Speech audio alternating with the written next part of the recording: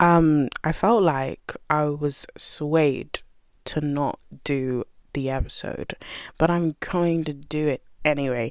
And I will save the story for right at the end, because we should obviously talk about the documentary in all its, in all its entirety.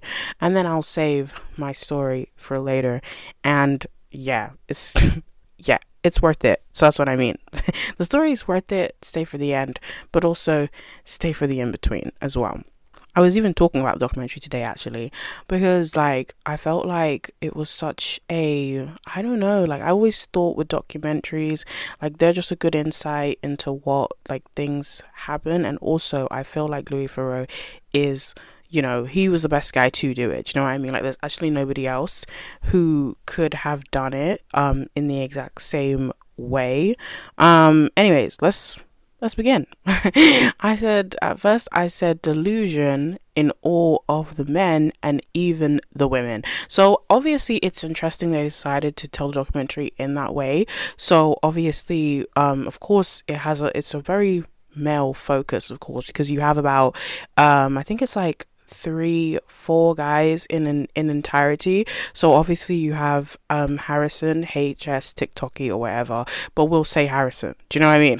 We're not calling him HS, TikToky. So Harrison, you have Ed, you have Justin Whaler, and then also, oh wait, actually it's 5 because wait, you have Myron as well, and then Sneeko. So it's all together, it's 5 people, right? But then of course, when I was talking about like the delusional thing, it was like obviously all of these guys were just coming across like, they were so troubled, they had all these issues, and it was just like, poor me, woe is me type thing. That's really what it looked like. And then even obviously the women seemed to be like, I guess, lapping up what these guys were saying to them, and also sticking by them, even though, like, this is what I mean, even though, like, and I even aside from when Myron disrespected his girlfriend in the documentary, I still thought, like, what I was also thinking as well was that the fact that obviously Myron's platform is built on disrespecting women. That's it. Do you know what I mean? That's what I thought. I was like,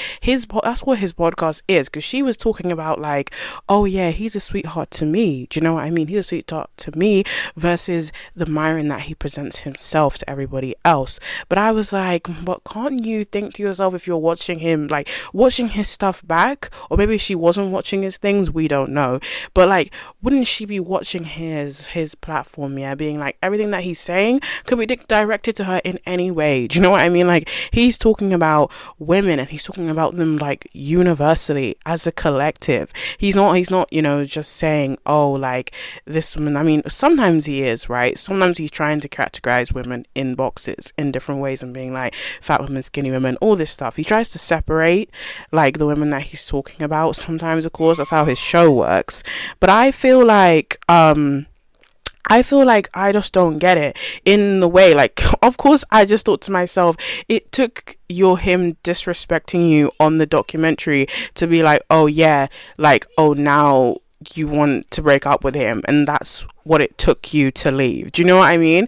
And obviously Justin's wife came on there too, and obviously she was delusional in the way that exactly he was obviously saying like they were calling it a one-sided monogamous relationship, and I was like, how does that work? How can a monogamous relationship be one-sided? And I'm like, that's not the definition of monogamy. And if we search it up, like, I was like, for the for like sake of the show, like, exactly, if we searched up monogamy, which obviously me and you both know that monogamy is like, it can't be one-sided. Monogamy is like equal on like both people, and you see each other. That's what it means. So you know what I mean? If he wanted to be like, oh yeah, they're together, and then yeah, they had an agreement where it would be like polyamory, then that's fine. But it's like the way that she was acting, like Justin's wife, yeah, she was being like, oh, I don't need to know about his other doings with women or whatever. And I've always found those women very strange anyways, in the way they're like, oh yeah, the man, he always comes back to me, so it doesn't really matter. Like, you know what I mean? Those women are very weird to me, because your husband your husband is still cheating on you. At the end of the day, you are being cheated on either way. So do you know what I mean? So I don't know why they try to like minimize the infidelity. Like, you know, they try to make it small, so maybe I guess that it's not as big in their mind, you know, so to minimize and like persuade people like, oh yeah, it's fine, I'm happy. And then also when she was talking about I guess I want to say like their partnership, or how it works, and like how she said, yeah, she does cooking, she does the cleaning, and then he does the providing or whatever, and that's just what their like little thing is. And I was like, okay, so that's what you guys are doing. But it's obviously giving very much it's giving, yeah, very much I was gonna say trad wife, that type of thing, housewife, like all that stuff, like the very traditional norms. Do you know what I mean? And I was actually like, we are not there anymore, you know. I always sometimes think that whenever I look at like, you know, couples like that, I'm just like, we're not there anymore. So why do you keep trying to bring that back here? Like, you know, that whole thing, we left that where it was. So why are we still bringing in the same messages of what's it called, of exactly of how the setup should be? And that's why she was basically saying, like, she made it seem like she was like promoting it onto us in a way, like, you know what I mean, like she's promoting toothpaste or something. She's like, you know, that's how the setup should be, that's how it should work. Like, oh yeah, that's just how a man and woman should be. That's what she said anyways. That's actually, I quote, I'm not even I didn't even make that up. I meant that was her statement. She said, oh, between a man and a woman, I think that's how it should work. And I was just like, well, no. well, no, gonna have to stop you there. I don't agree. I was like, I don't agree. That's okay. That might be your situation. But again, it's not everyone's situation. And like, not everyone always wants that. Do you know what I mean? It can literally, it can be a 50 thing. Do you know what I mean? But not that it has to be, but I'm just saying it can be. You know, there's nothing wrong with that either.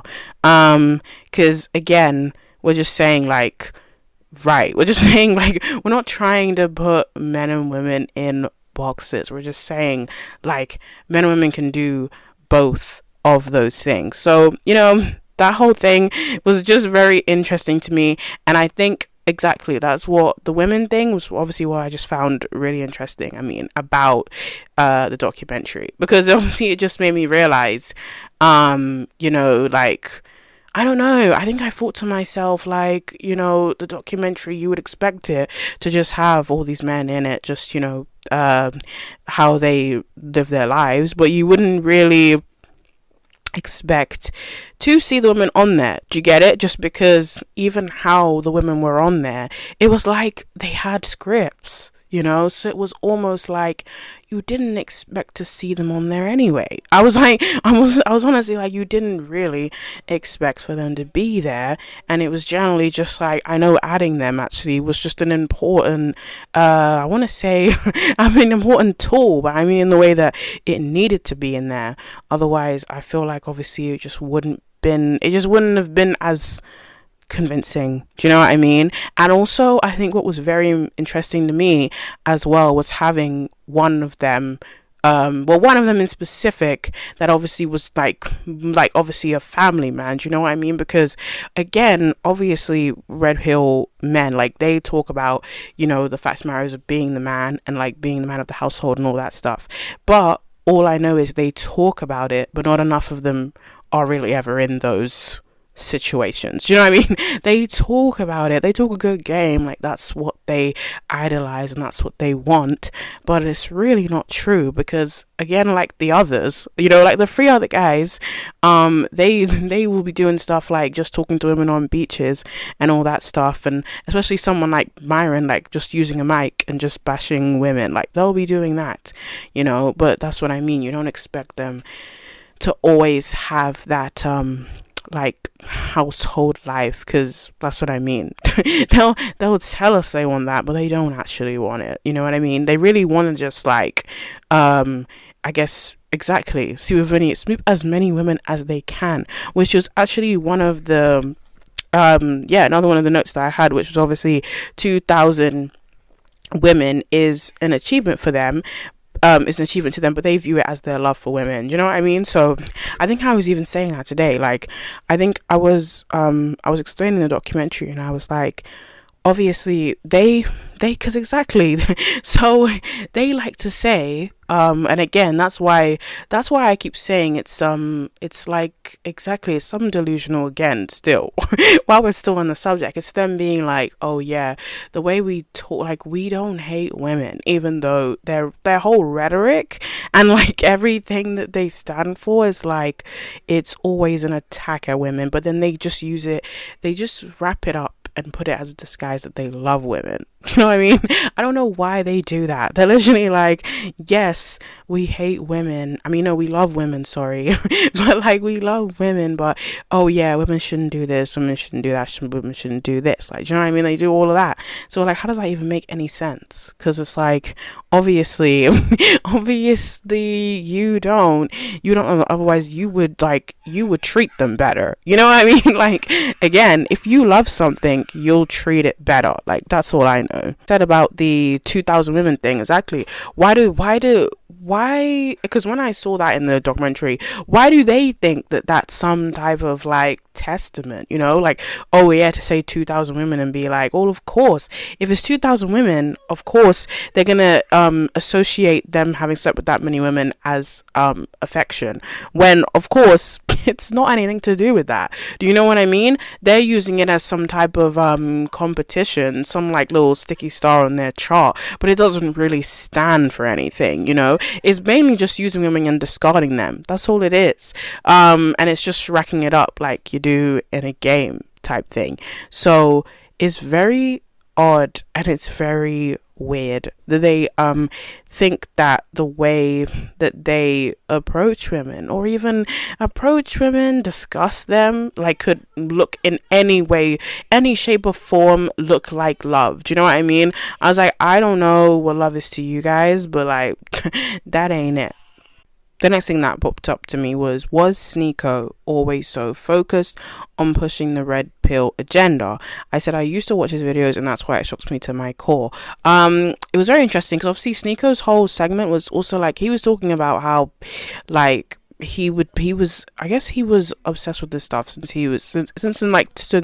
2015, and I was like to myself, when did I really get into like, you know, into what Sneeko? I just felt like, I remember when Sneeko's like content, like, it felt different. And again, like, correct me if I'm wrong, that's what I mean. I was wondering in this note, I was literally thinking, am I alone in that? Because if he had always had this perspective, I was literally like, oh, I thought, I don't know. I was thinking to myself, how could I not have noticed, you know, how could I not have noticed that he always felt this strongly about it? And then also, I guess his whole segment as well in the documentary, obviously his was more so like, it was so weird than the others, because again, like, he wasn't even talking about the whole women versus man thing, like, as in, he wasn't really spouting that rhetoric too much. I mean, aside from all the others, I meant he was like doing a lot of like conspiracy like theory stuff, like, you know what I mean? And that's why like Louis was saying to him like, oh, like, that's not true, like, or whatever, because he was talking about this thing. I remember exactly, Sneeko's segment was so weird to me, because he was talking about how like people having like, it was like a fashion shoot thing, and then people have their eye covered, that is supposed to mean something, and then like, it was almost like Louis like gentle parented him in that moment, because he was like, what are you talking about? He was like, oh, well, that's not like true. And that's what I mean. And imagine being, and I just thought Sneeko seemed a bit like mad to me, and that's what I mean, not even like any of the others, because of course, again, they all have their little like their little hatred for women, but like, for me, it more felt like Sneeko's like mad. Like, he appears to me in the way that, like, if I can explain it like, he reminds me in a way of like,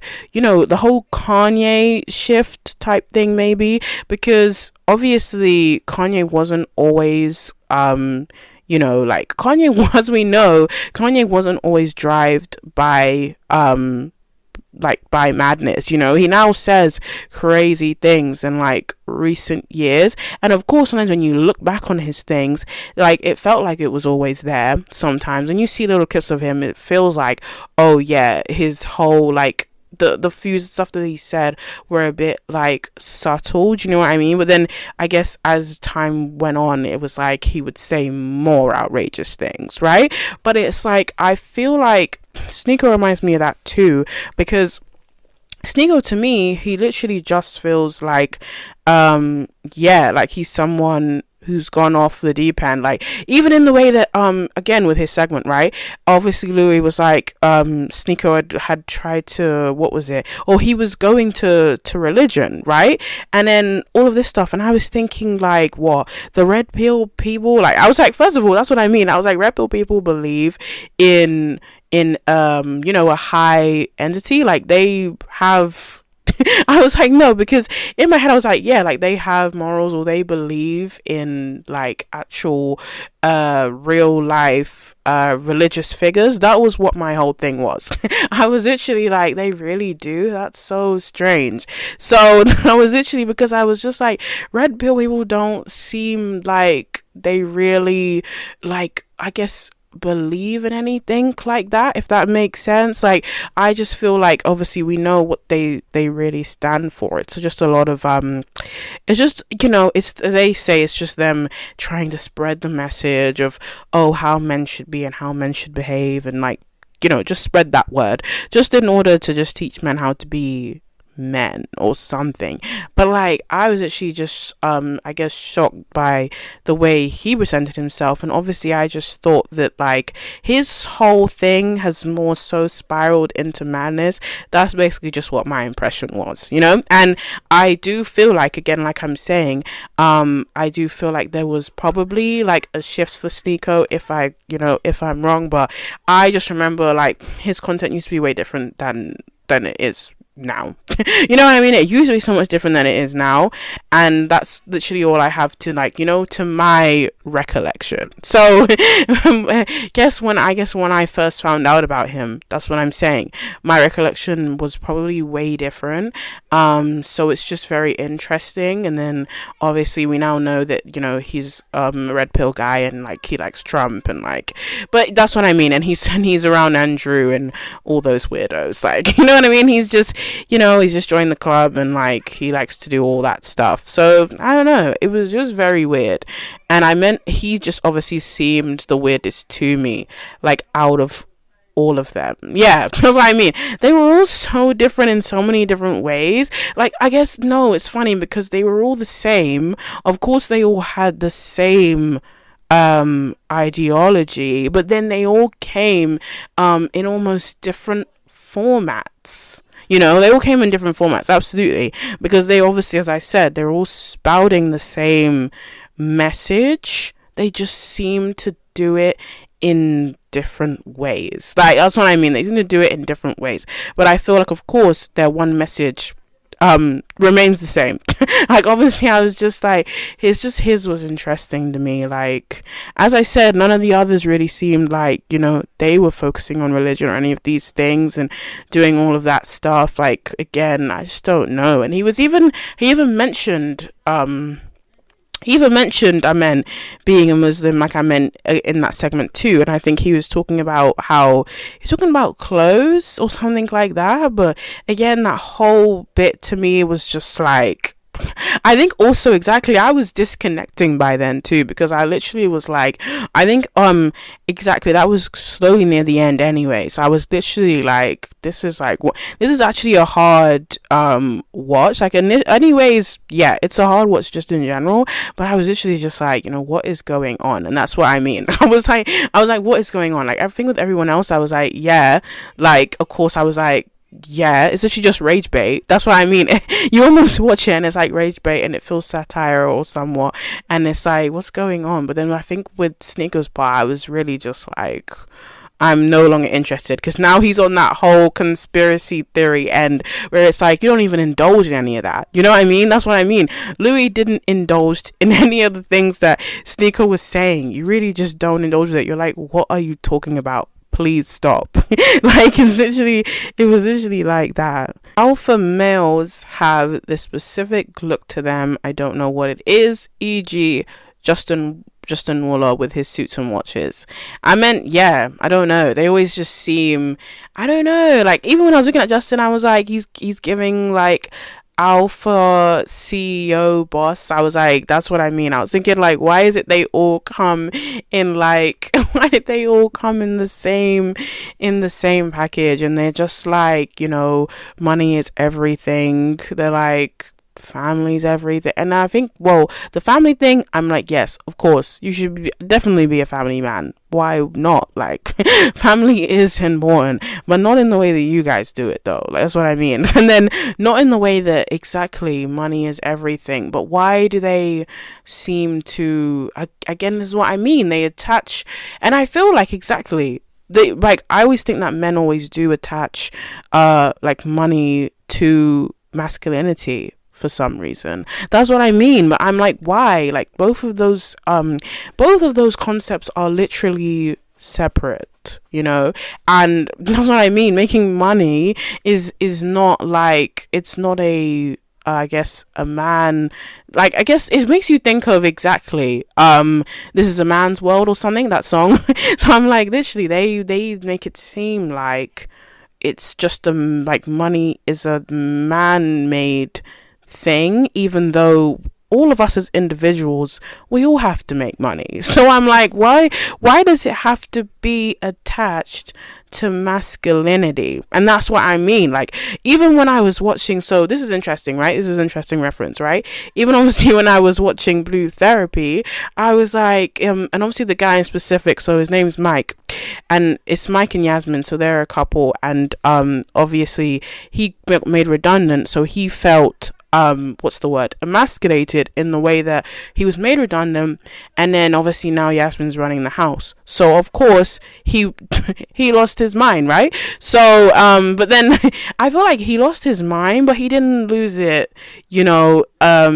Do you know what I mean? He basically keeps saying that he doesn't feel great about the fact that she runs the house or whatever, and it's just like, that's what I'm saying. And he just keeps saying, oh, like, it feels weird because you run the house, and like, don't baby me like I'm a child, and this, that, and the third. And then he's like, oh, I'm the man, I'm supposed to run the house, how do you think that makes me feel? And I'm just literally like, again like I said, with the attaching money to being a man, I said stop. Like, just stop, because it's like, again, both people can do it. Like, literally, it's okay. Like, and I meant, like, it's actually fine.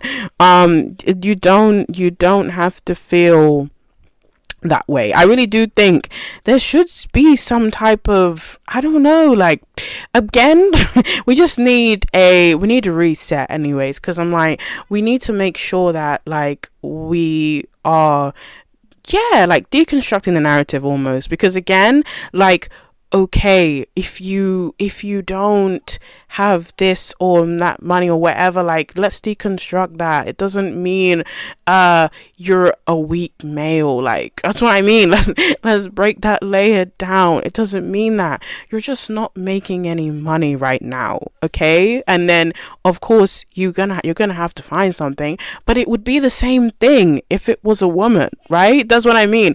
It would be the same thing. So it doesn't just automatically come down to gender. They literally always make things that's what I mean, so gendered all the time. And then also and I think that's in one of my notes, but we'll get to it later, but they just obviously always manage to deflect everything always to women. Do you know what I mean? Like, it always points in our direction, but it never like falls to them. And it's very confusing because literally like, oh, like, and again, because even with Mike, exactly, so she's making money and then that makes him feel bad that he's not making any money, and we're like, but that's all like to do with you though. Like, you know, she's making money, she has a paying job, like, but why is that our fault though?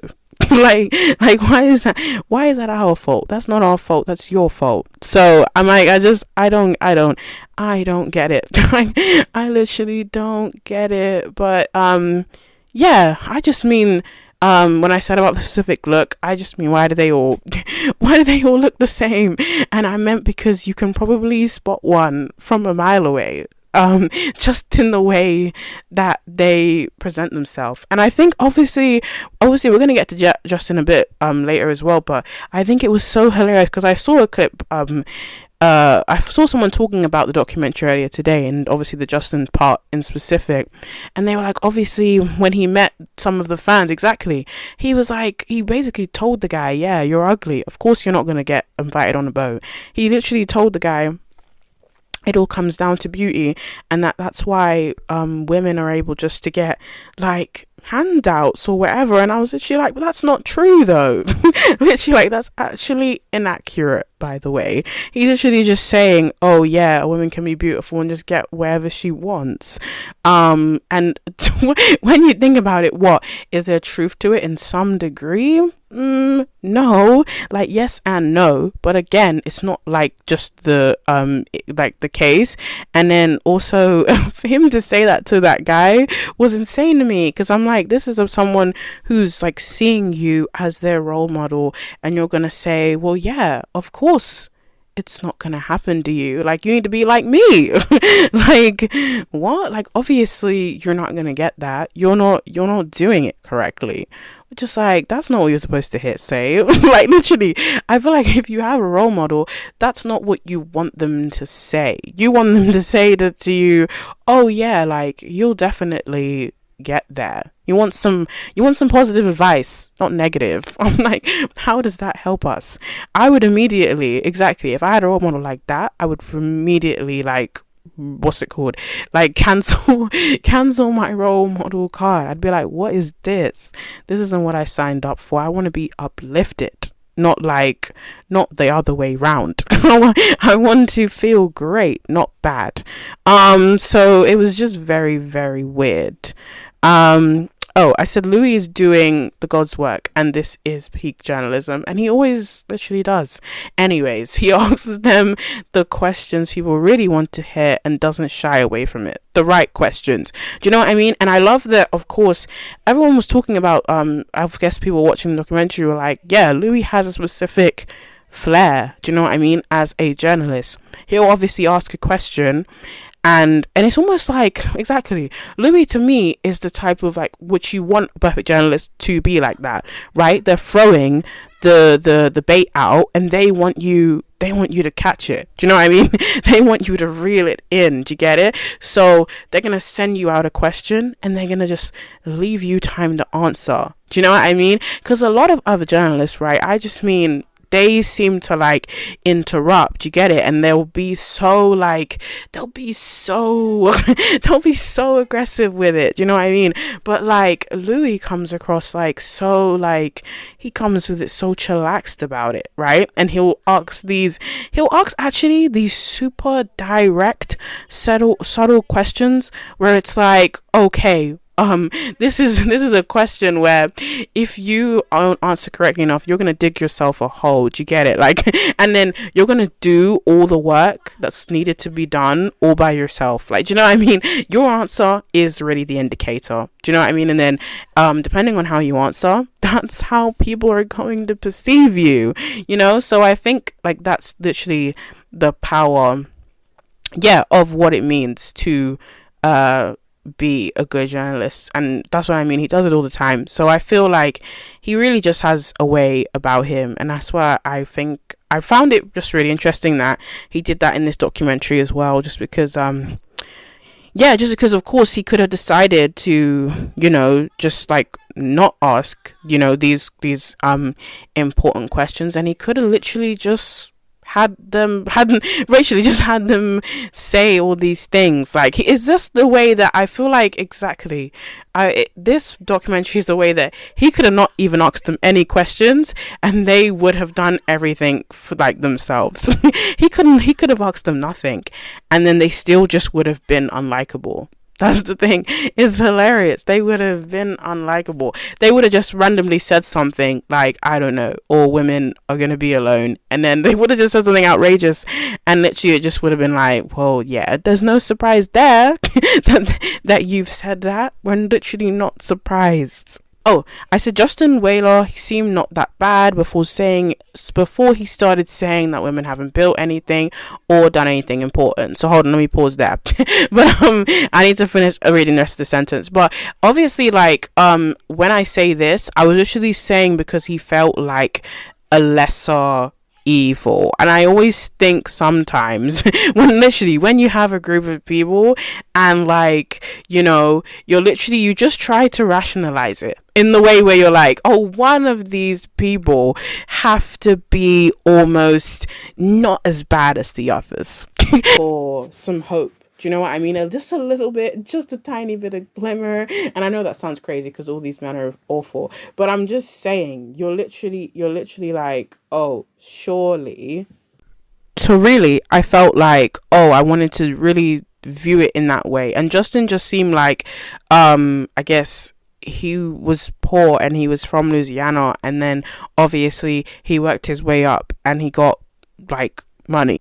But yeah, like I said, that was just before he carried on and then dug the hole, which, as I said, they all do because they lead themselves up there. They literally set themselves up for failure. And I was literally looking at him like, oh yeah, like you thought you weren't going to get anywhere in life, this, that, and the third. And then he went on to say that. And I was like, oh, never mind. I was literally like, no worries, never mind, scratch that. But then I was like, I should have known that's what we're actually here for. So obviously he was like, yeah, women haven't built anything or done anything important. And then obviously I said that women are the reason we're able to vote. And I was like, I said that's okay, the suffragette movement. And I think also obviously people were saying that he was wrong about the fact that women haven't built or invented anything because what was it? I think, oh yeah, there was the woman who made who invented Wi-Fi, and then obviously I'm going to be putting the TikToks also in the description, but obviously women have done so much, and like my example was the suffragette movement, but that was the first thing that I thought of anyways initially while I was watching it at the time. But it was interesting that everyone obviously went to do their own research and like accumulate the way to prove that, yeah, this guy is chatting rubbish. Like literally, I was literally like, yeah, well of course he is, because he just wants to be a hater, which is literally what they do. And then he also said women shouldn't want to sleep with more than one man, even though he's able to sleep with any woman he wants, but he doesn't think that's a major deal. And then I said a lot of red pill men want us to live in a society that was backwards, like the old one, where women didn't have voices and didn't run their houses and put food on the table, and they want the housewife ideology, obviously, which is literally what Justin's life looks like. And they want a woman that will lose all her pride by waiting for him at home and ironing his clothes and washing his socks, but he'll be with another woman all evening. Do you know what I mean? That's what I don't understand. So I think when I even circled back to point number one, I was like, that's the delusion for me. Like I was thinking every time that woman was speaking, like the whole time in that entire segment of Justin's, when his wife was speaking, I was like, what is he feeding you? Why are you saying this? Like actually, why are you saying this? It's wrong, okay? Because that's what's so crazy. She'll be at home with their 2 children and he'll be out with another woman. I was like, what? There's literally no sense of what's it called, self-respect type thing. But then I also think, because these women will also view it as like, they're in the right place, because I think it was like that woman who was with the woman who was with Harrison. I think her name was like Casey or something. But obviously she was like, oh, what is she? So I think he asked her, well, what do you like about me? And she said, oh yeah, your money. So that's what I mean. I was actually thinking, even with Justin's wife, she's probably even not, that's why she's like, oh, him being with the other women don't matter, because she's at home and he's out making a lot of money, which she's obviously benefiting from. So literally it doesn't even phase her, as long as like the money's being made and there's food on the table to eat, like at all times. So I was actually like, oh, okay. And then I said, I can't feel sorry for any of these men at all. Oh, by the way, also I took these notes obviously while I was watching the documentary. I was so good because I generally felt like a journalist myself. Like I was conducting research, but I was like, yeah, I usually can't feel sorry for them, because I was like, yeah, they, as I said in the beginning, they were just doing that whole woe's me thing, and they were making it seem like we should feel sympathy for them. Like literally everything they were saying just seemed to be like, oh yeah, men are, do you know what I mean, like men are just all of these stuff. And I'm just like, well, again, I was actually just like, well, I don't care, like, do you know what I mean? I literally don't. And I also don't agree with what you're saying. Like, also, that's what I mean. I think that's also the thing. Like, I feel like whenever you're listening to somebody speak, if it gets under your skin, then there we go. But if it doesn't, then it really doesn't matter.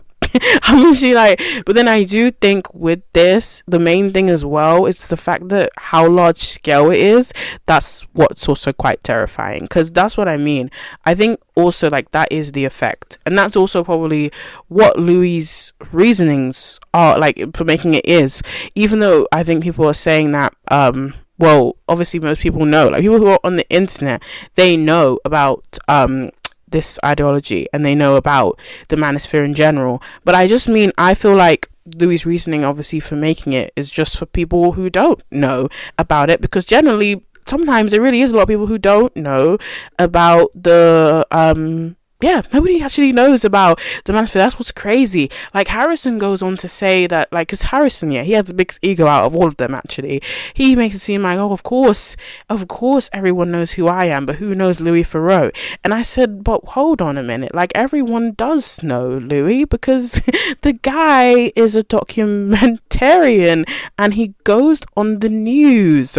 When you're on the news, it's just about the fact that, you know, you've had a car crash and like you've almost got arrested, so you're just on the news for like negative things, and then the people who know you are just like, it's like a lot of social media stuff. But I mean, Louis out here doing actually important things, and he's on the front lines.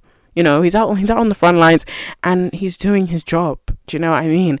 But it's insane. And obviously, of course, he has a large scale fan base. But again, as I said, the facts remain.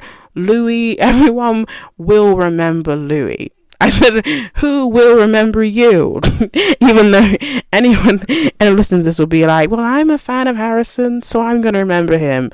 But for me, I wouldn't, because of course, crazy thing is, I didn't know who Harrison was before this documentary. I'll be honest. He said that about Louis Theroux. He said, I didn't know about him before he got in contact to do this with me. And I was like, but I didn't know who you was. And again, like, I'm on my phone. Do you know what I mean? I won't say that, okay, I don't use the internet. I'm not one of those people. So that's what I mean. I'm not going to say I'm above it or anything, but I've never seen him on there in my life. Do you know what I mean?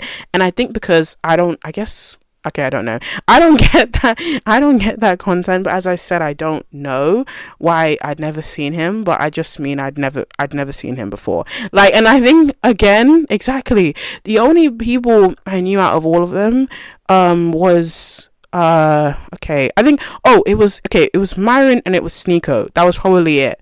I only knew those two. I didn't know any of the others, or well, especially Harrison and Ed. I didn't know them. I had no idea who they was. And then that's what I mean. He's making it seem like, yeah, like he's this large scale guy, and of course, yes, he's gonna think that because he has so much like views and followers and all that stuff. But sometimes I just mean social media really does, I guess, inflate people's ego. That's what I mean. Like you'll be like, oh yeah, I have all of these numbers, but I think at the end of the day, the numbers don't matter. It's actually the people who remain, and the people who stay, and the people who actually connect with you. Do you know what I mean? That is the main importance. Like, honestly, it's literally just a number. But yeah, like, that's what I mean. So he's acting like, yeah, like he's real big cheese. I was like, no, like, yeah, I'm one of those people who don't know you, and I don't know how many other people can say that they don't know you like I don't, but that's what I mean. I'm one of them, I guess. I'm thinking like, yeah, I am the minority. I don't know who you are.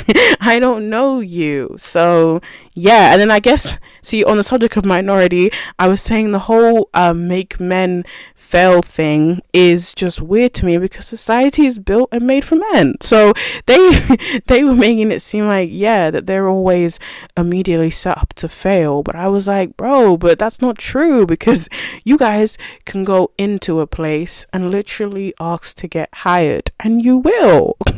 you literally will. But if I did that, I'm gonna get turned away. So what are we talking about? And then I said they succeed 10 times more than women do, and it benefits them 10 times out of 10. They rule countries, they cheat on women, they do everything under the sun, and nothing happens to them. And they make it seem like, from their perspective, that they are a disadvantaged minority. Yeah, but the fact of the matter is, we know they're not disadvantaged, because, you know, they make a lot of money. So that's what I mean. I was obviously just very confused by their perspective on things. And exactly, I mean, because exactly, even specifically those guys, what was it? Yeah, the guys who were, yeah, well, okay, they were Justin's fans. Yeah, so the two guys who Louis were talking to in Miami, exactly, I thought they were weird, because I was like, what are you guys talking about? Like, you guys are actually going to be okay. Actually going to be fine. So that was very weird to me. I guess I feel like in the whole entirety of this, everything was just weird to me. Do you know what I mean? I actually said, I think I've said weird in this whole entire episode a few times now, you know? Weird word count. I'm literally like, I probably said the word weird a few times now, because again, this whole thing was just like enlightening. And I feel like, in terms of the Manosphere, yeah, I don't really think I'm that knowledgeable of it. Like, of course, I know of, you know, the like popular people, or mainly, I guess, I just know Andrew, and then what else? So yeah, I know Andrew, I mean, and then, I mean, of course, Andrew, actually, in a way, I feel like Andrew was everyone's introduction to the Manosphere. I'm not really sure. I feel like, again, maybe I should just speak for myself, but it literally just was my introduction. And then, of course, I also obviously was, when Adolescence came out as well, that was a bit more of an insider into it as well. But other than that, I really didn't, like, do you know what I mean? I really wouldn't say that I'm knowledgeable on the subject. And I really don't. Obviously, after watching this, I feel like as well, it actually was a bigger insight. I know that that's what I mean, people are saying they don't feel like they learn anything, but I mean, I kind of felt like I walked away learning things, just because, again, like I said, I don't know enough about it. Like, knowing about Andrew, like, he's literally one out of like I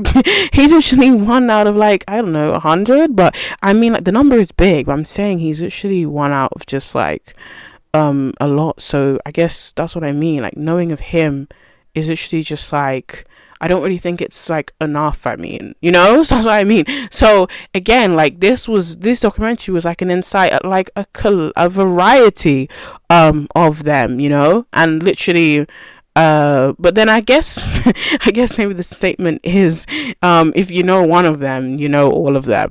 So I don't know, maybe that's what it is.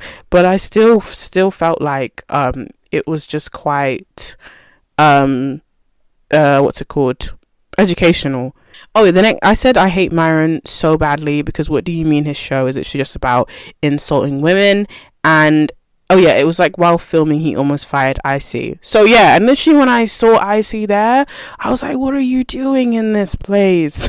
Like, what are you doing here with this middle-aged weirdo? But not even like that, but still just like, again, I was still just like, oh, what is she doing here? Because again, why are you working at a place that like benefits from like benefits from, and she's the one, I think what her job role was she obviously speaks to the women, or like in the way that I guess she does the applications or something, like for the women who come there and go onto Myron's show. So I was like, what are you doing? Like, you're the reason why. I mean, well, not the reason why, because again, those women come there and like they decide to go on the show, but I'm still like, you are the connector, like the connection. So yeah, she's almost like the wire into it. So I'm like, but why? I'm like, and then of course she had to be like to Louis, oh yeah, I can't answer any more of your questions. And I was like, what? Like, and then also then because Mariam was like, oh yeah, go downstairs, like tell her to go downstairs and tell her to stay there. And I was like, what? Like, what do you mean? Like, you're getting disrespected at work like 24/7? I was like, why would you even work here? So literally it was like, I see, run, get out of there. Like, that's what I mean. I was just literally like, get out of there. And then also I was just very confused, I guess by the concept of women coming onto the show, because they already know what's set in store for them. But I do think I guess what Harrison said about like social media and how it's driven by attention, I was like, well, maybe that's what it is. Do you know what I mean? Because that's the only reason I could think of, because I was literally just like, yeah, why would these women come on there? And then I was like, well, that's got to be what it's about, you know, the fame thing. So you come on there and then everyone knows your face from there. But I was just, yeah, again, I was still just miffed and like confused as to why, if they already know like what the format is, if they already know what the format is and what is in store for them, why would they be so willing to come on there to be painted in that light? So that was actually just very interesting to me. I think, this next bit, I was like, I do feel like I hate when they put women and men and women against each other, because I don't think it solves anything. And what I mean is, because I just always feel like every time you see, like, even when I think of something like Backchat, for example, or wherever, like, whenever men and women have discussions about, like, obviously issues that I guess affect both men and women, right? But then I just don't ever really feel like anything really gets solved. You know what I mean? I just mean it's always conversations where people are just yelling over each other and nothing really helps. I said like that it just breeds more hatred, and I'm always like, you know, of course the world needs changing, and of course we have to conversate about these things, otherwise nothing will happen. But I just mean, like, of course in a way we need to talk about them separately, you know, because again, talking about them together is just like, it just doesn't work. It's like, I always think about like politics and like the House of Commons, and you'll see them in there all just talking, and like they're all just like making noise and no one's listening. You know, like literally no one's listening. And so again, as I said, I just don't think that it helps, and that I believe that women can't communicate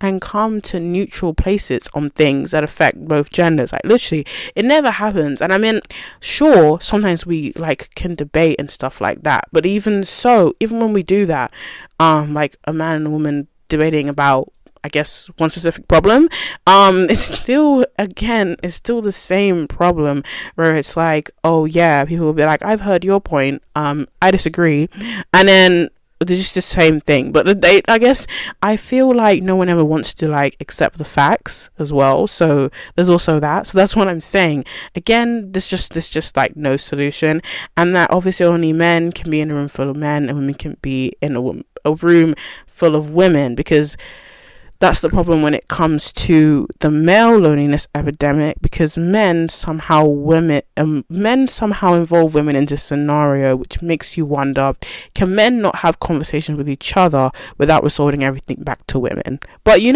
I'll be honest, when you think about like men with podcasts, because remember Myron has one, so it's like, he shouldn't have that mic.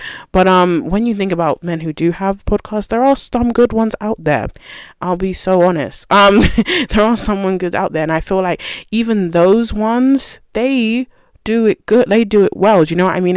And some of them show that they can have conversations without doing that, but again, obviously, as we know, the recurring theme is them talking about things and pointing it into the direction of women, or just making it fall into our laps when it has nothing to do with us, because obviously, and that's what I mean in specific, the male loneliness epidemic anyways, because honestly, men's argument for that is literally that the male loneliness epidemic is a gendered issue, when like it's literally not, because it has the word male in it, so it literally is just about men. Like it's literally not to do with us, even though the fact remains that we are all lonely. Like no one says like, oh yeah, that's not true. We just say that this one thing in specific has nothing to do with us. Do you know what I mean? So obviously that's my whole thing. But I obviously just think, and I think I thought of that note anyways, just because of how Myron's show works anyways, because again, Myron's show is literally like that, it's Myron just like, I guess it's weird because again, Myron's show just feels like he brings this women in there to almost act like he's their dad, like, excuse me, he brings the women in there and just tries to like parent them, like that's literally what he does. And it's very strange. So again, as I said, like it's a thing where it's not solving anything again. So really, what's the point of it? Like, if we need to have these constructive like conversations, there's actually an end goal in sight, not just talking to talk, like, you know what I mean? And everyone likes to do that, and I think that's also like the literally what politics are, just talking to talk but not like achieving anything. I felt gaslighted by Harrison in hanging around with women who do OF, but his daughter doing it is where he draws the line. What was it? He tried to rationalize it by saying that if he focused on good things, he wouldn't have made as much outcome or got the views, which in fact isn't true, because people who do good things for fame and clout or whatever do get views regardless. And first of all, obviously with this note, I was like, yeah, they do, and I guess it's not even the question of if they do it from a place of fame or clout, because I don't think that they do, some people generally who do that, because I've seen that type of content on TikTok, right? But I think those people who actually do it, they generally have good intentions, right? So, but I just mean what he said about that in specific was just not true. He was like, because Louis asked him, couldn't you just be a good person? You know what I mean? Couldn't you really just decide to have a page that was literally like promoting like good stuff? And like, why do you have to focus on people's worst impulses? Do you know what I mean? So he wants to focus on the things that like are humanity's, I guess, worst desires. So that's what I mean. That's very weird. And then he's obviously just like, oh, but he doesn't like, it's like he should have just said no. I was like, that's what annoyed me. I was like, just say no. Don't dance around it. Do you know what I mean? He's just being like, oh, well, no, because I wouldn't make as much money. I was just like, no, don't say that. Just say you don't want to make that content. Like, just say you don't want to. That's fine, because we don't need you to lie to us. So that's what I mean. And again, that's why I said it was gaslighting. It was rule book number 1 of gaslighting, because obviously they try to make it seem like that's not the answer that they're giving you, but it is. I'm like, yeah, they're trying to give us a different answer to make it seem like it's not bad, but it is bad. And I'm like, well, you're not fooling me. I know why you're doing it, So I was just literally like, yeah, you could do something else. but you just don't want to, because in specific, the content I'm talking about is I generally see like those people who like help homeless people on TikTok. Like that one is really like beautiful to me. Like it's so moving, and every time I see it I just want to cry. Like and again, that's what I'm saying. So why can't he do those beautiful stuff that people do instead of the other stuff, right? And exactly, it was just confusing when he said that as well, because exactly, he'll be around all these women, but he's like, oh no, my daughter won't be doing that. And I was like, oh, it's disgusting. And especially, yeah, he spoke to Bonnie Blue and he was like, oh yeah, it's disgusting what Bonnie Blue does. And I was like, but like, why are you talking to her in the first place if it's disgusting? And he was like, oh well, I'm a businessman. This is my business, and it's the business I've chosen or whatever. So I'm just trying to make money off of it. And I was like, ugh, like yuck. What do you mean you're a businessman? So that's what you want to focus on, even though you don't agree with it yourself? I was like, no, because exactly, I feel like what Lou was trying to say to him is, isn't it better to focus on something that literally you're doing from like, yeah, from a place of passion, like because you care so much about the said thing. Because obviously, Louis gave him a metaphor, which was obviously really good. He was like, oh, like it's like, oh, bringing someone to the gym and like saying, oh yeah, there's these donuts, but like obviously we're here to work out. And I was like, well, yeah, exactly, that's so good. And then obviously he was trying to say, oh, it's like him having a business and he's promoting the product, but like obviously he doesn't want to try out the product. And I was like, but why would anyone want to trust somebody who doesn't like want to try out their own product? I mean, so like, do you know what I mean? Why would you trust that person? Because it's like, you see people, who when they're promoting stuff, especially like even in specific, especially like food merchandise, people who like do all that and they sell bars and stuff, like they're gonna say to you the bar is so good, and they probably would have ate the bar, but then there's also a fact of the matter is they might not also have as well, because again, I guess it's all about the power of persuasion, there's also that element. I guess you can also just be someone who's very convincing, but like again, that's what I mean. I just mean you want someone, whoever is selling anything, you want to make it feel like at least that they're believable. So yeah, I guess it's like, yeah, you can lie to me, but you need to at least be good at said lie. You know what I mean? So I'm like, yeah, you may not have tried it, but I would like to be in my head and think that, yes, you have, so then that's what I mean. Then I'm going to feel like, oh yeah, I'm safe. Let me buy this. But if he's just looking at it from, from a product type view, like those are the worst evil people. Like they are actually like weird. I'm like, those people are actually evil. Oh, there was a sign that Louis said, I think he said it being rooted in trauma. And I said, yes, that's a bar.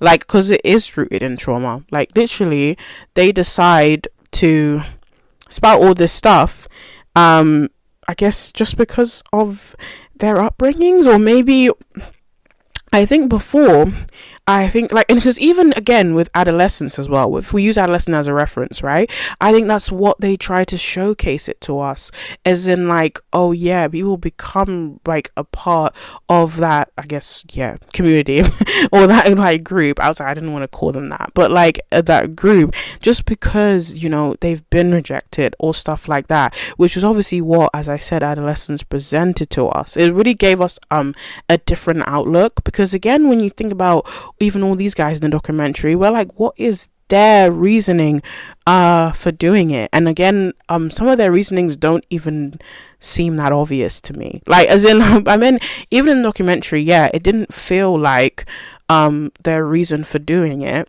was all that like obvious. Like, as in, some of them, that's what I mean, like some of them don't even seem like they really have like, again, I mean, like any motives to do it, but I meant like, obviously adolescence was like, yes, he was rejected, so then he killed that girl. Do you know what I mean?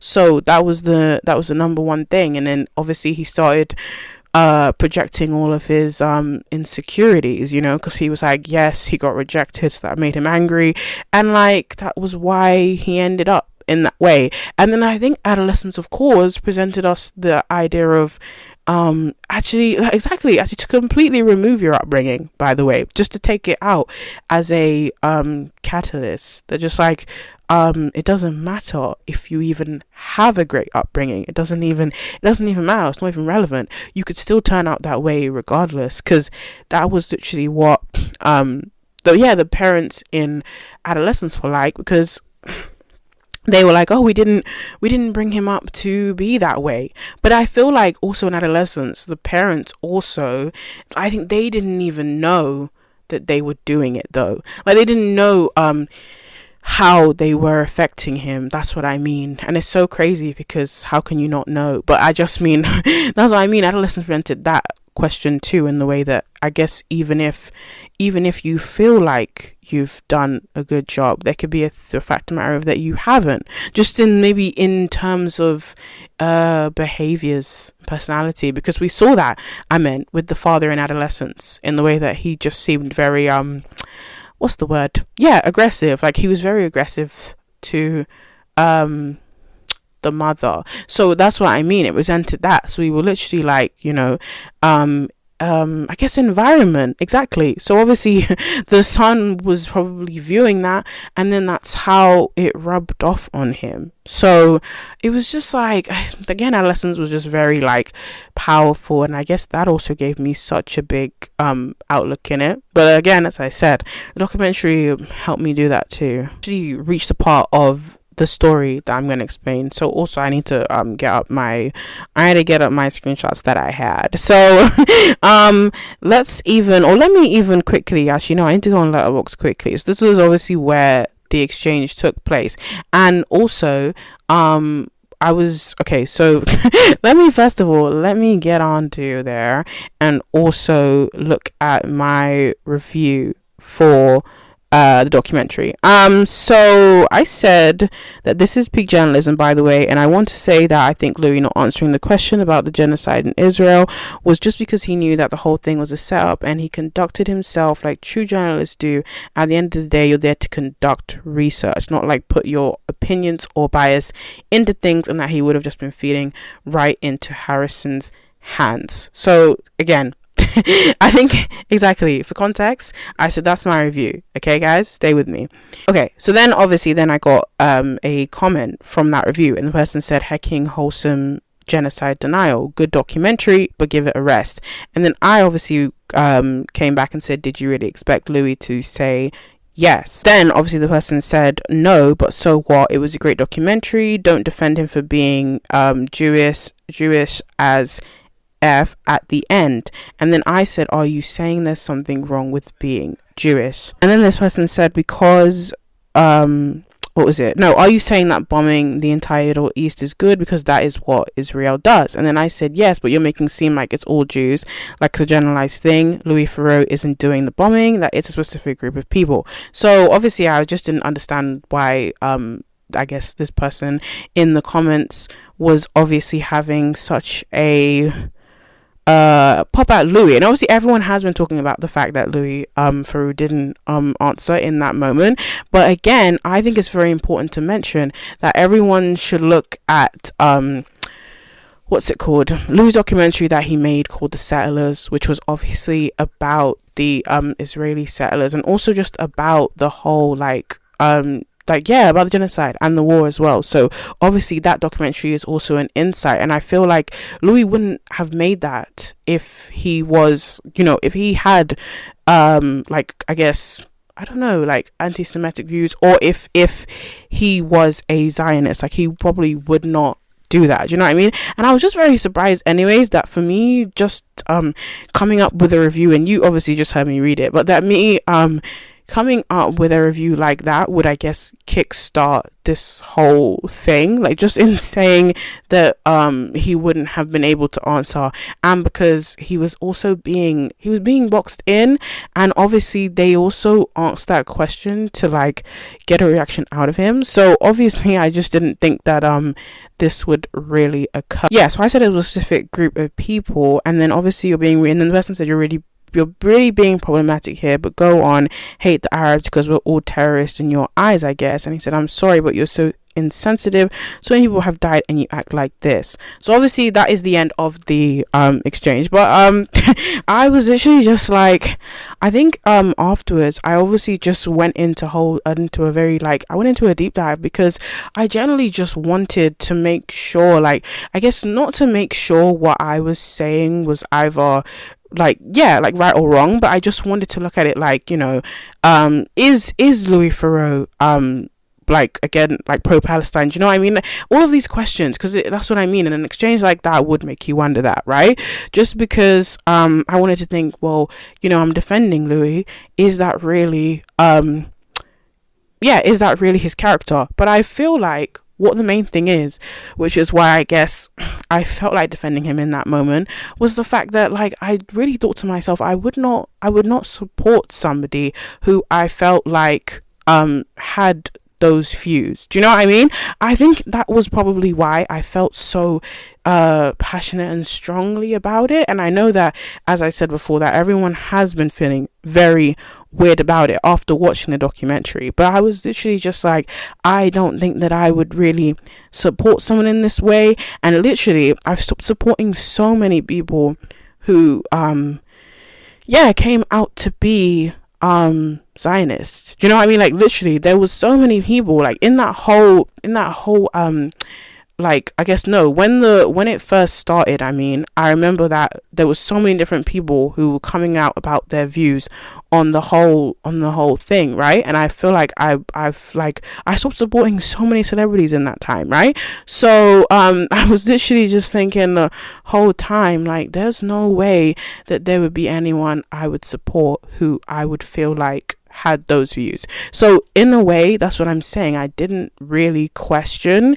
That's what I mean, even seeing the clip and then seeing it in the documentary of Louis hesitating, I didn't even think, oh yeah, Louis Theroux might not be, because I was like, I wouldn't have been supporting him for this long. Like, obviously I listened to his podcast on occasion, and I also obviously think he's just a great journalist, like, just as is, right? So I was just literally like, there would just be no way. So obviously I just obviously thought that the situation was very weird. And also, again, from their last comment, I was like, obviously I don't agree with what's going on as well. So yeah, but I didn't want to continue the exchange and to carry it on, because these things can really turn I was gonna say like volatile, but I just mean like they can turn like very explosive very quickly, like that. Do you know what I mean? I feel like I said, like, how the exchange was literally just on the forefront about defending Louis, and then it turned into something else. Yeah, it literally turned into something else. So obviously I didn't want to carry it on. But obviously, no, saying to you guys, I'm like, I want to make crystal clear that I would never, like, literally think that what's happening is correct. That's what I'm saying. And literally that's really not what, like, also, as in having this platform, that is not what we I'm not, like, obviously supporting that or even putting that out in any way, so yeah. And I think I said before we accuse someone, so obviously in my notes I said, before we accuse someone of being a Zionist, we have to make a clear decision first. Whoever sent me that comment must be someone who is a supporter of Harrison's or something, but then maybe not. But I also felt like, again, like, they were being very anti-Semitic as well. So that's what I also felt. And I said all the points I'm hearing, and like I said in my review, Louis can't answer outright yes or no. He's supposed to He's a journalist. He's supposed to come across somewhat nuanced in his beliefs. He can't be black and white. He has to do what he can to stand up for these issues, but not answer direct questions like that. Plus, also, I guess on the flip side, we're also like, oh yeah, he is the documentarian. Like, he's not being put on the stand. Do you know what I mean? He's literally conducting an interview. So it's not to say that it's not even to say he even has to answer, if you think about it as well. He doesn't necessarily have to answer because he is asking the questions. So he's not really what's the word? Yeah, entitled to give an answer back. And as I said about my research, said is Louis Theroux pro-Palestine? Like, someone on Reddit said Louis has had Bob Dylan on his podcast and spoken about the genocide before, and it'd be weirder if he hadn't conducted those. You know what I mean? And also, I thought to myself, because in regards obviously to settlers, I thought if he was, do you get what I mean? He probably would not have made those. And I guess with settlers, because everyone was talking about it, like, he was on the front lines of being, in that place, and like the people had guns and everything. So it's also like, why would he put himself in an environment like that if he wasn't so, like, if he didn't feel so strongly about the said war?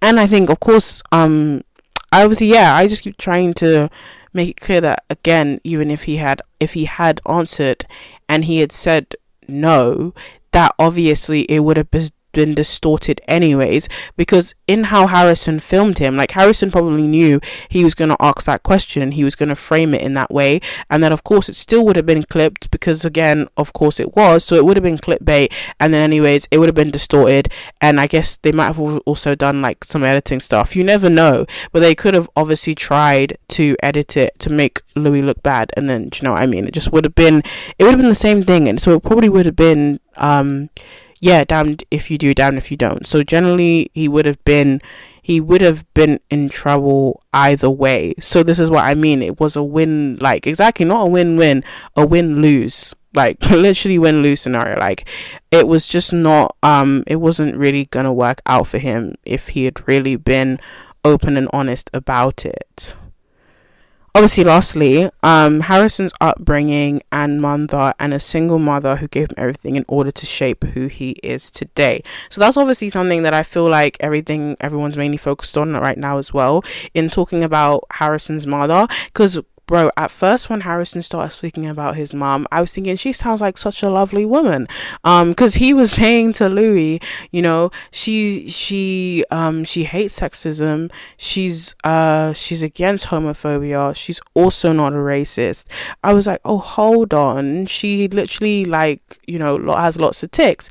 And then also when they said that she was working really hard to put him through private school, I said, oh, okay, so she's literally like she was literally a working mom, trying to parent a son all by herself, right? So I was literally like, she doesn't sound like a bad woman. But then, of course, when she's there with Harrison and all the cameras are there, then she's obviously giving Louis flack and being like, oh yeah, well, you'll know better, do you know what I mean? You're filming Harrison for this, and this is, why would you make a documentary on it if you don't agree with what he has to say? And it's like, what are we talking about? We don't have to agree with what Harrison's saying. First of all, this is a documentary, okay? We're actually trying to and I guess maybe that's what I mean, like, again, maybe documentaries are set up to make people look bad, but that's literally what they're for. Like, they're not going to make somebody look great. And I guess that's what I mean. It's very interesting, I mean, when I say that, I mean about documentaries, because like, sometimes they always do end up like having this angle on them where the person just looks awful. Like, don't you guys always think that? Like, sometimes even when they do documentaries on like celebrities, like, they're always putting something awful in there, so it's always like the angle is never good, so literally I don't even know what Harrison's mom was talking about, right? Because again, like, documentaries don't ever really paint people in good lights or whatever, and again, we're like, yeah, there's no way your son was ever going to look like he's he's never going to look like that. Do you know what I mean? So it was just very, it was just I don't even know why she was saying that, but again, she disappointed me in those few minutes, right? Because that's what I mean. Before she came on the screen, I was thinking like, oh yeah, she sounds like a great feminist forward woman. But then she came on there and just seemed to be just like, like Harrison's this and that and the third. And then, but I mean, she was somewhat saying to him, oh yeah, like you think all women are stupid. So that's what I mean. She seemed like she was like, oh, like, you can't say that, Harrison, do you know what I mean? But she didn't really she didn't give him a stern hand on that. Like, she obviously should have, and I feel like that's his mum anyways. Exactly, she should have slammed that down like instantly, but she didn't do that. And I guess everyone's talking about the fact that she's probably somewhat just like a boy mom, so in the way that they like model coddle their sons, just because, like first of all, they're boys and they are their only children as well, just sometimes in rare cases. So I guess that's probably also why. And then also, I guess what was another important thing to me as well was the fact that, again, obviously Harrison was without his father, and I don't know, again, like, I don't know if all the other guys were, but I just think obviously it was just an important thing to see, I guess, because again, it's like, maybe it's like, yes, without that strong male role model, it's harder to really understand what it is to be a man, and then I guess you just have the education from from a woman, I mean.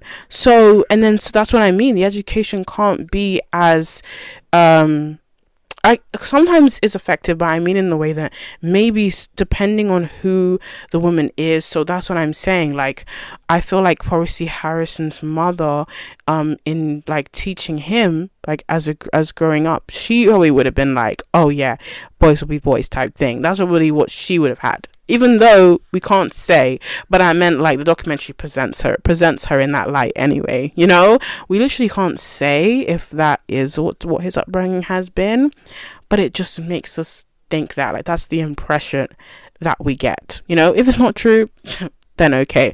But that is just what it looks like. It looks like it would have been a thing where she would have just been like, oh, Harrison, it's okay. And I think I saw a TikTok actually where someone was like, oh yeah, sure, it would have been the mum at the parents' evening being like, how dare you say that about my son? Like, my son's a good boy, like, he would never do anything like that. But again it's all speculation, and I guess so. This is even like to do with perception, right? So she's gonna paint herself in that light, and now everyone's gonna have this perception of her. And so there we go. And that's actually, again, like, that's just how powerful documentaries are, So does she think what her son is doing is maybe better than what Louis doing? We said, no, look, now you have this whole thing where everyone's talking about you online. There you go. Just because you were in a documentary for like a few minutes. Bear in mind, it was only a few minutes, and in that few minutes, do you know what I mean? Like, you just looked awful. I was like, you just look bad.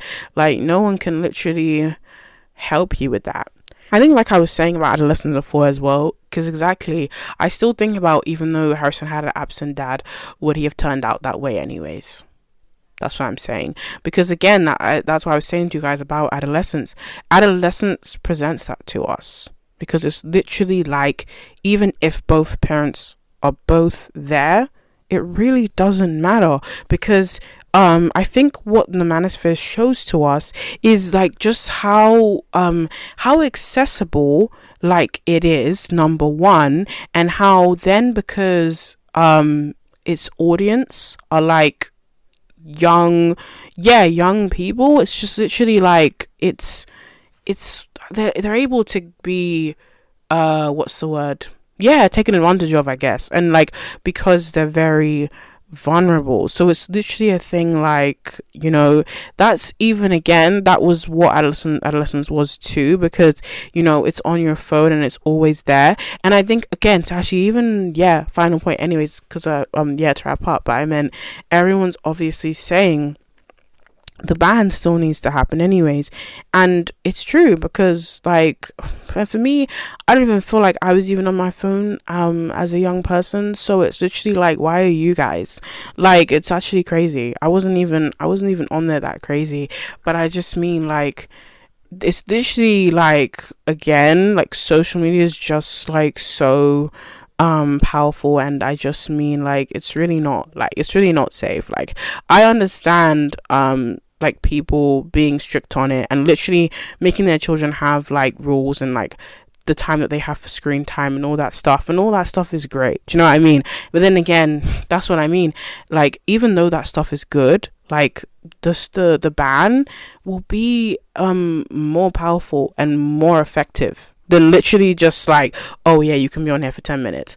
It will be more effective, because obviously they will not like get that stuff until a certain age. And I don't know, it just, I guess it maybe just delays it, but I just mean at least they won't have to be presented with these things, and they won't really have to really, I guess, understand them. And it's crazy because I think it was even Sneako's fans, remember, because their faces were covered, but we could tell that they were young boys, like, and it was just like, that is so crazy. I think, what did they even say to him when they saw Sneako? They were like, did they say F women? I don't even know what they said. I actually can't remember. You know, watching the documentary, I mean, because you just want to block out everything about it, because again, like, it's just very scary. I think that's what they yelled at him when they saw him, and I was like, what? Like, that's what you guys are saying? And how old are you? 12? I was like, good gosh, there's actually just no way. And that's why I think, although the documentary is a hard watch, it's, again, as I've been saying, it's literally a very impactful watch. And I think it's crazy, because I bet anyone, like, if someone who I guess was maybe a mother or whatever, and she had children, she would watch the documentary, like, end it and be like, okay, I'm gonna go to my child and say, give me your phone. Like, that's what I mean. That if I was a parent, that's what I mean, and I'd finished watching that documentary, that is what I would do. Like, I'd literally be like, give me your phone. I'm looking it up for like I'm looking it up for a long time. You're not gonna get that, because I feel like it would just send shivers, and it would also stay on your mind for such a long time as well. And I also just think, again, because of when I said about the large scale thing, because it's so large scale, you really would just have to do that. You would really just have to get a strict hand, because there would literally be no other way, I think, to really like soothe your worries.